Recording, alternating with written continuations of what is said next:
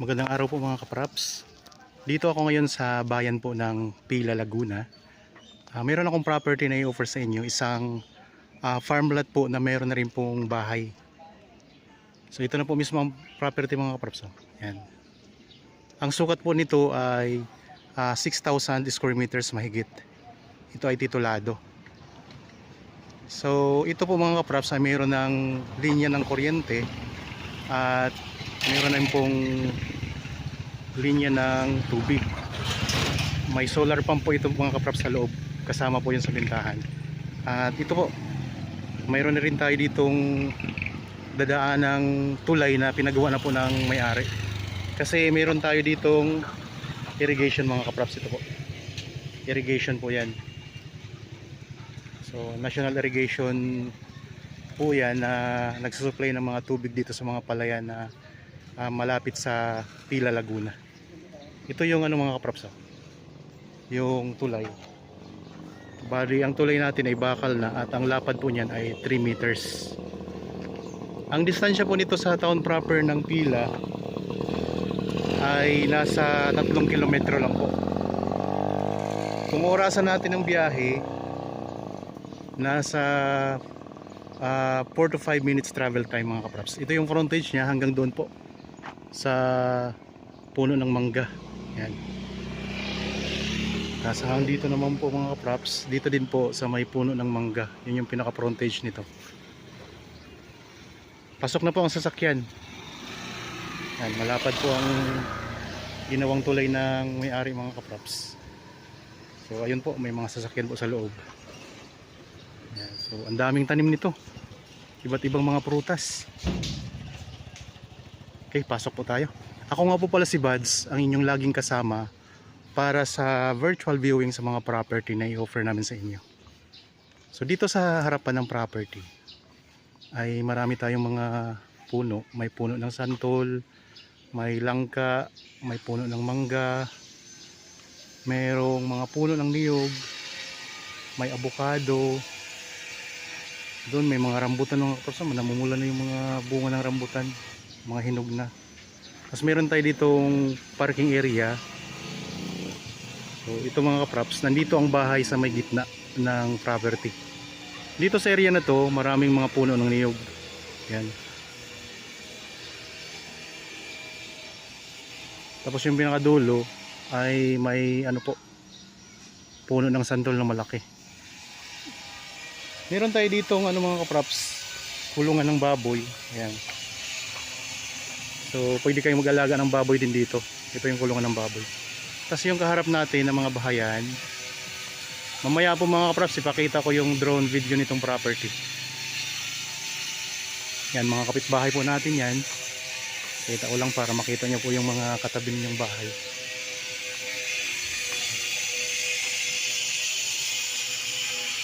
So ito yung irrigation natin. So dito mga kapraps, ayan, elevated naman po yan. So wala po tayong baha dito mga kapraps. So malalim po yan eh. Hindi siya ganun ka hindi siya basta-bastang maabot ng tubig. Ito lang ang tubig oh. Yan.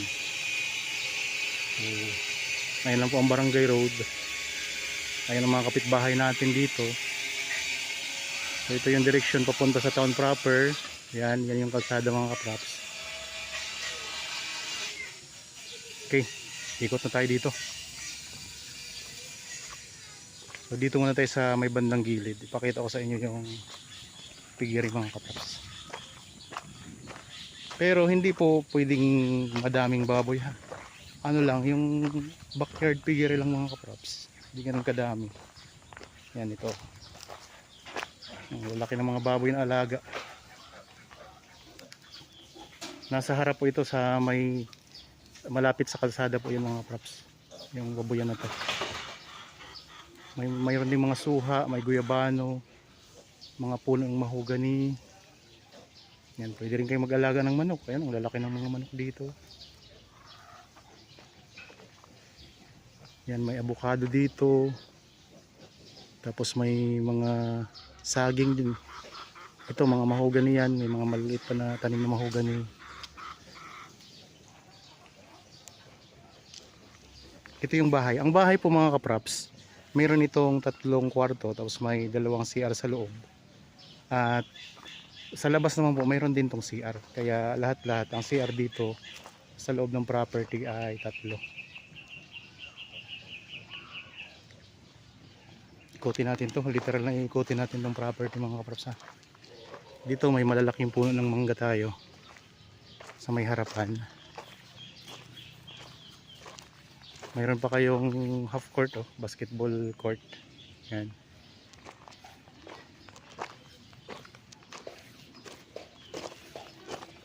Tapos tingnan nyo, may mga tanim din na mahogany dito. Parang binakod na nila yung mahogany mga kaprops. Oh. Yan, nakabakod na siya. Tapos may kalamansi, may dalang hita. Yan, pwede yung bakuran natin dito. So ipariprep nyo lang po yan dyan, tapos bakuran nyo po.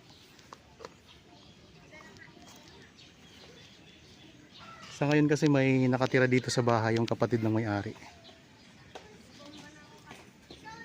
Yan ang mangga.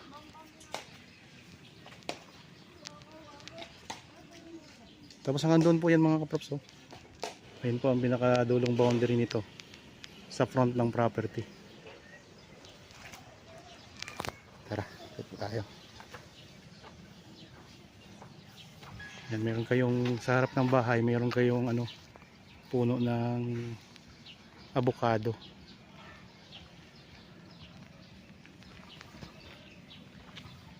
Yan, yung mga orchids din magaganda. Mayroon ding lansones mga kaprops. Ayan, lansones.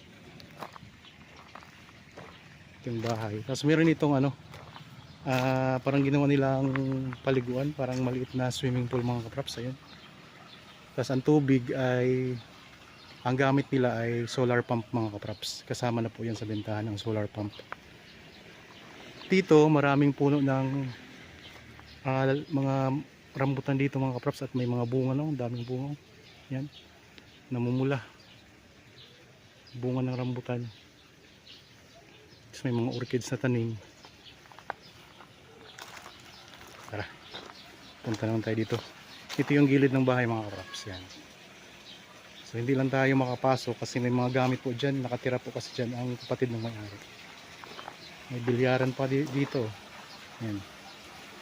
Tapos ito yung sinabi ko na ano dito, pwede kayong mag-swimming. Yan. Ang gamit po ay solar. Malakas ng tubig o solar ang gamit yan mga kaprops. Wala na kayong problema sa tubig.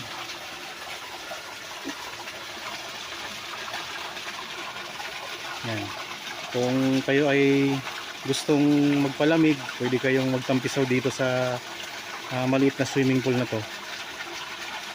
So ayos na. Solved na yan. Tanggal ang init. Tapos yung mga kaprops, kasama pa po yan ha. May mga tinanim silang mga ano, mga dwarf na mga niyog. Ayun. So ang sabi po ng may-ari ay makapuno po yan na dwarf.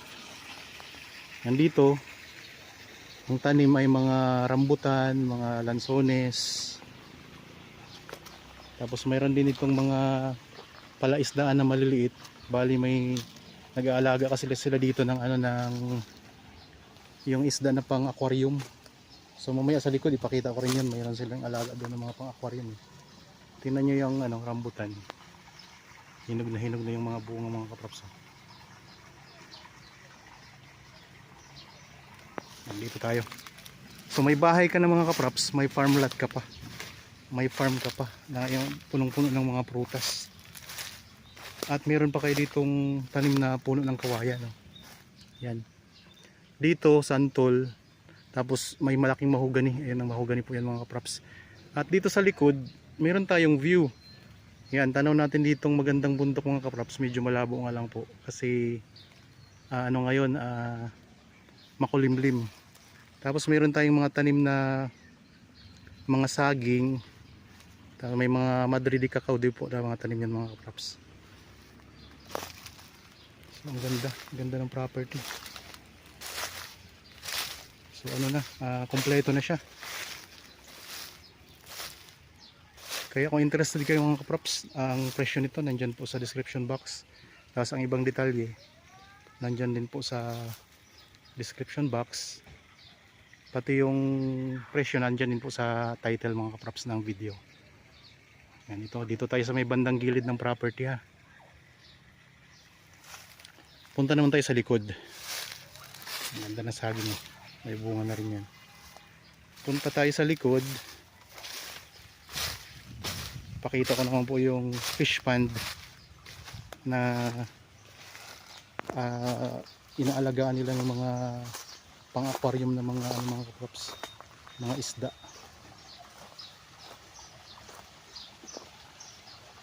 Tapos ito naman po, mayroon tayo ditong tangke ng tubig.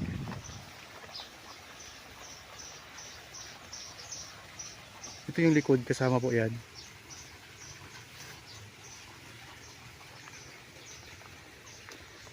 Okay, punta naman tayo doon sa likod. Ipakita ko na sa inyo ang likod.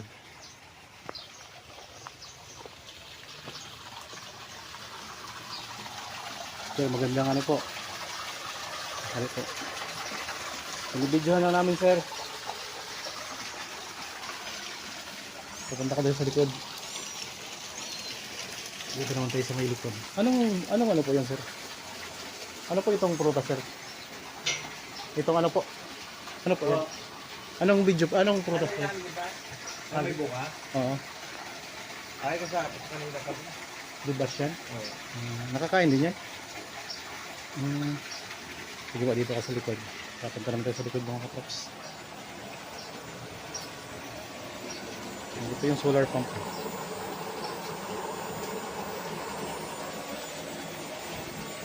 Dito tayo sa likod ng bahay.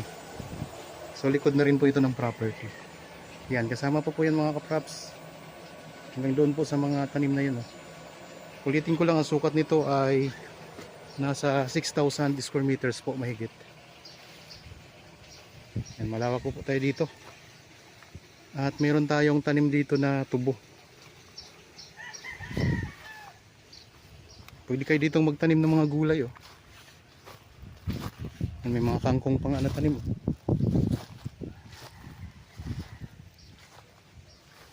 May mga katabi tayo ditong mga palayan mga kaprops. Doon sa area na yun, may mga palayan po. So kung napapansin nyo kanina, yung pinakita ko kanina na may irrigation po, yun po yung mga nagsusupply ng tubig dito sa palayan. At yan po yung view natin dito sa likod ng property mga kaprops. Yan, ikot ko lang ang camera. Yan, kasama po ito. Rambutan. Madaming rambutan. Tubo. Tapos dito tayo sa likod ng ngayon, ng bahay. Mamaya ipakita ko sa inyo ang aerial view nitong property. Papalipad tayo ng drone para mas lalo nyong makita yung kabuuan nito. Dito, kung mahilig kayo sa isda, tulad ng nabanggit ko kanina, meron ditong alaga na isda na pang aquarium. Pakita natin ha. Ito mga kaprops. Yan, fish pond po ito. Maraming mga mga black. Ang kagaya nito, ang ganda ng isda. Yan. Yun yung makikita natin sa mga fish pond na mga isda. Sa mga sa mga aquarium, yun yung nakikita natin sa mga aquarium. Yung magaganda. Yan. Yan yung mga pula din.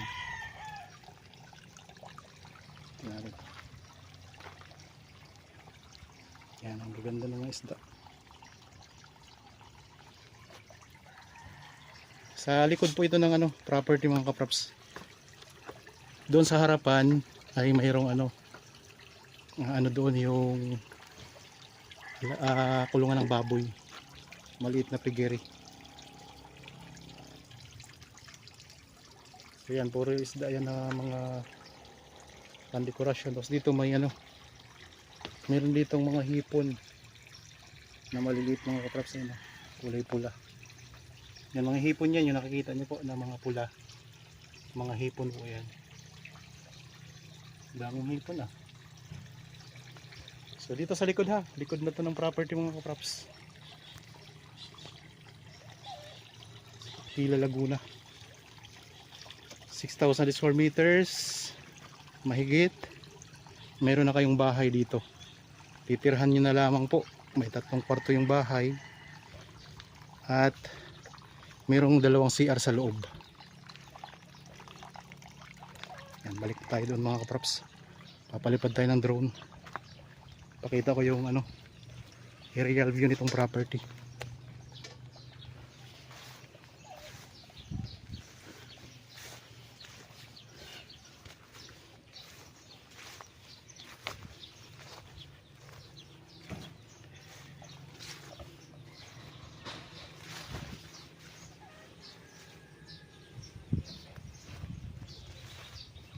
Okay, balik na tayo sa loob.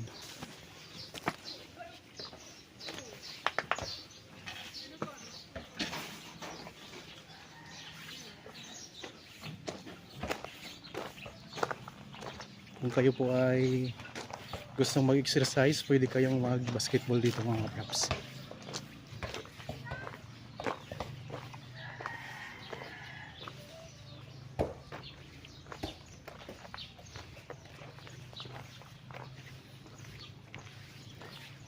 May mangga dito sa harap ng bahay. Maguyabana. Tapos ang daming mga orchids.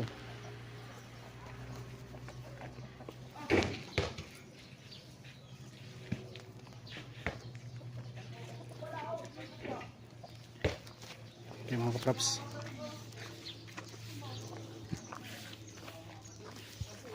Dito tayo sa gilid ng bahay ngayon. So dito tayo, maghanap tayo ng pwesto para makapagpalipad tayo ng drone. Yan, dito tayo mga kaprops, palipad tayo. Dito po ako ngayon sa may basketball court dito sa property. Okay, pakita ko na po ang aerial view. So ayan po ang mga puno ng mangga mga kaprops. Sa gilid po yan ng irrigation at tabing kalsada po.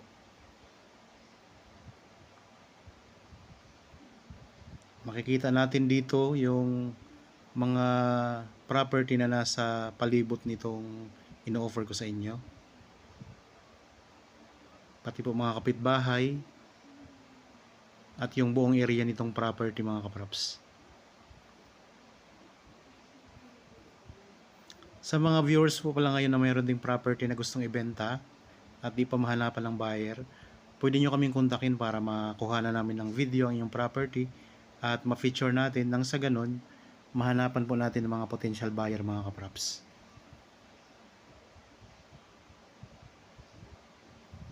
Yan, i-atras natin ng konti para kita natin ng buong buo itong property mga kaprops. Ayan, tanaw na natin mula dito yung kinaroroonan po ng fish pond, yung kulay green mga kaprops. Yan na po ang kabuuan ng property. So, nasa 6,000 square meters ang sukat. Mahigit po. May katabi po tayong mga palayan mga kaprops dito. Patag na patag ang lupa nito mga kaprops. Kasi dito sa Pila, sa Laguna po ay karamihan po ng lupa ay talagang patag mga kaprops. Bihira lang po yung mga bulubundukin. Yan, tanaw na natin dito yung mga katabi natin.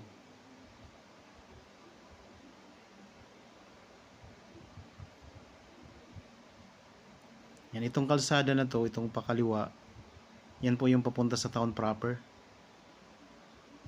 Yan mga kaprops, so, tanaw natin yung kalsada.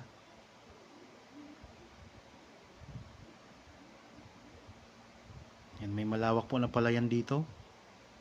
Tapos yan po ang town proper mga kaprops. Napakalapit lang. Yan, 3 kilometers lang po yan mga kaprops. Town proper na. Yan na mismo ang town proper ng Pila. Yan, ito naman ang mga kalapit bahayan natin. May mga mountain views. Yan, tanaw natin yan mula sa property mga kaprops, yung mga mountain views.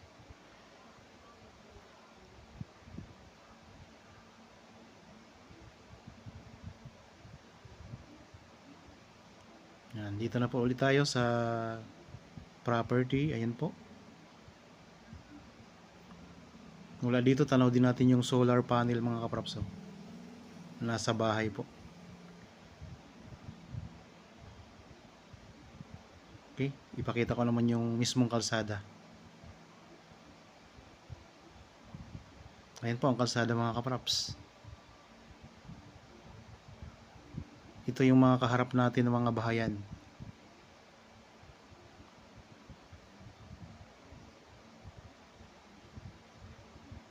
Ang daming mga tanim oh.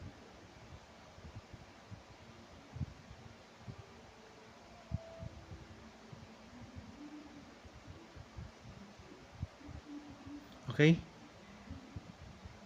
Dito na po ulit tayo mga kaprops sa gitna ng property. Yan, ito yung pinakagitna. Tanaw din natin dito yung mga mahogany oh. Ibaba ko lang po ng konti ang drone para makita natin yung mga tanim. Makita natin ng malinaw na malinaw. Yan, ito yung harap ng property, front. Mga mangga po yung tanim mga kaprops. Tapos dito sa gilid, sa left side ng property ay mga niyog. Yan, ang daming niyog oh. May katabing palayan. Tapos ito naman po yung bandang likuran. Ayan po ang fish pond. Dito naman po sa gilid ang mga tanim na mga puno ng rambutan. Ayan po. Okay mga kaprops. Sana nagustuhan nyo po itong property na ino-offer ko sa inyo ngayon. Para po sa mga bago pa lang dito sa aking channel at napadaan lang po dito sa aking channel, huwag nyo pong kalimutang mag-subscribe at pindutin na rin po ang notification bell para lagi kayong updated sa mga bagong property na i-offer namin. Maraming salamat po. Lagi tayong mag-iingat at God bless po sa ating lahat mga kaprops.